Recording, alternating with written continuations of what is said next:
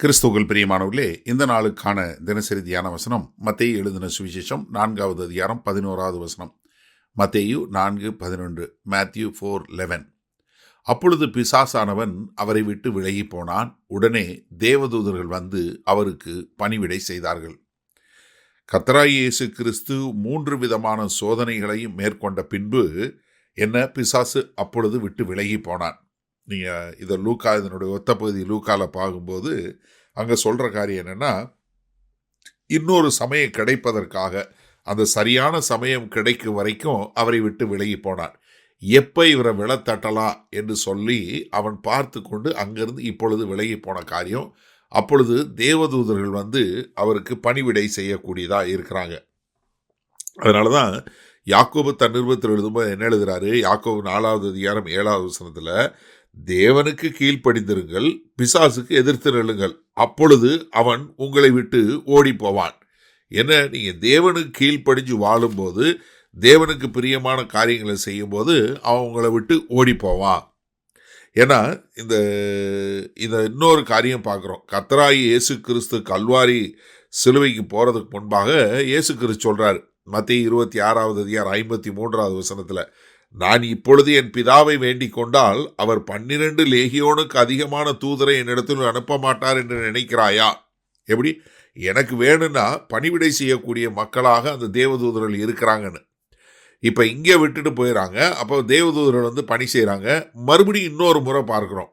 லூக்கா 22வது அதிகாரம் 43வது வசனத்தில் கெத்செமனே பூங்கால உட்காந்து அங்கே இயேசு கிறிஸ்து ஜெபம் பண்ணுறாரு. அப்போ அவர் ஜெபம் பண்ணிட்டு கடைசியாக சொல்கிறாரு, ஆண்டவரே இந்த பாத்திரம் என்னை விட்டு நீங்கள் கூடுமானால் நீங்கட்டும்னு சொல்லி முடிச்சுட்டு அங்கே சொன்ன பொழுது, அப்படி அவர் உம்முடைய சித்தம் ஆக கடவுது என்று சொன்ன மாத்திரத்தில் லூக்கா 22:43 பார்க்கணும். அப்போது வானத்திலிருந்து ஒரு தூதன் தோன்றி அவரை பலப்படுத்தினார்.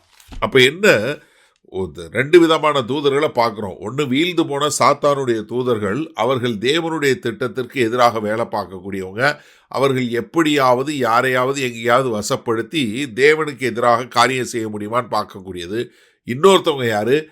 கர்த்தருக்கென்று வாழுகிறவர்களை பலப்படுத்தக்கூடியதாய் அவர்களை திடப்படுத்தக்கூடிய தேவதூதர்கள். இவர்கள் யாரு? பணிவிடை செய்யக்கூடிய ஆவிகள். என்னங்க, கர்த்தராகிய இயேசு கிறிஸ்து வந்து அவருக்கு பணிவிடை செய்கிறாங்க.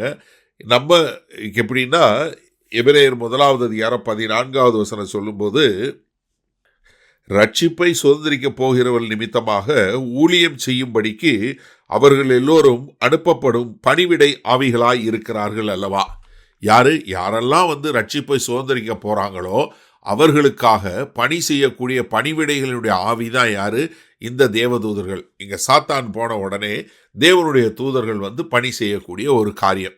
சரி, இதனால இந்த வசனத்தை நம்ம எப்படி எடுத்துக்கொள்ள முடியும்?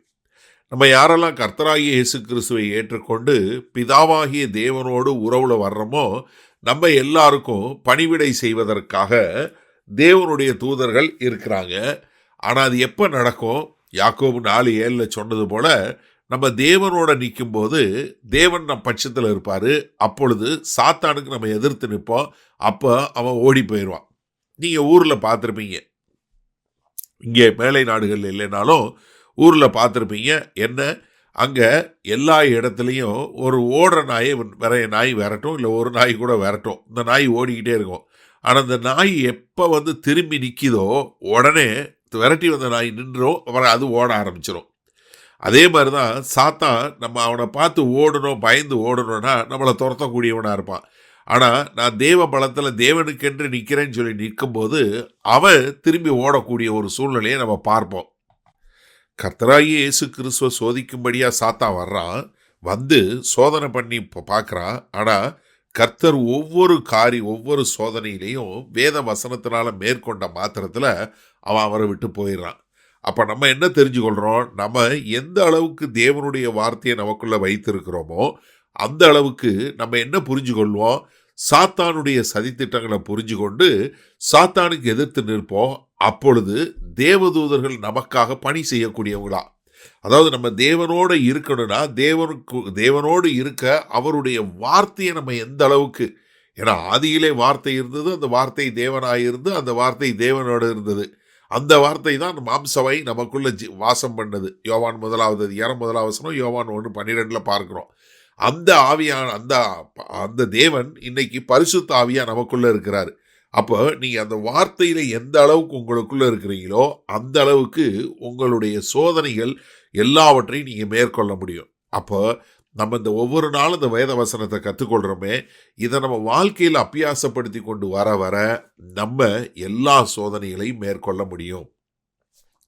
மகா கிருபையும் இரக்கம் நிறைந்த எங்கள் அன்பின் தகப்பனே, இதோ அந்த நல்ல நாளுக்காய் நன்றி. இதோ எங்களுக்கு எதிராக எழும்பக்கூடிய எல்லா சாத்தானுடைய சோதனைகளையும் மேற்கொள்ள உம்முடைய வார்த்தை ஒன்று போதும் என்பதை நாங்கள் கற்றுக்கொண்டோம். அதனால் ஆண்டவரே, நாங்கள் ஒவ்வொருவரும் உம்முடைய வார்த்தையில் தேறினவர்களாய் வர எங்களை ஒப்புக் கொடுக்கிறோம்.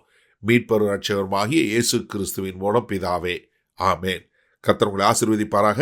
நாம் இன்று மாலை மண்ணால சந்திப்போம்.